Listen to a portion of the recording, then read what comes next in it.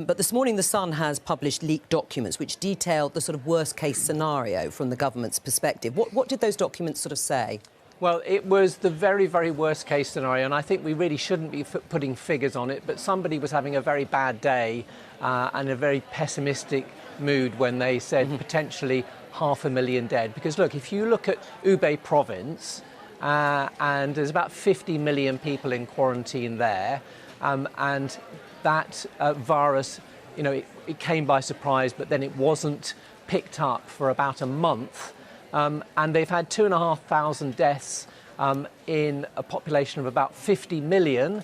Well, population of the UK, 66 million. So I'm not sure where anybody is getting 500,000 deaths from. There's no doubt, and I'm not trying to underplay this, that this virus, if it comes in here, will have a serious impact if it starts spreading in the community out of control. But remember, seasonal flu, over the past 5 years, the average number of excess deaths as a result of seasonal flu in England alone has been 17,000.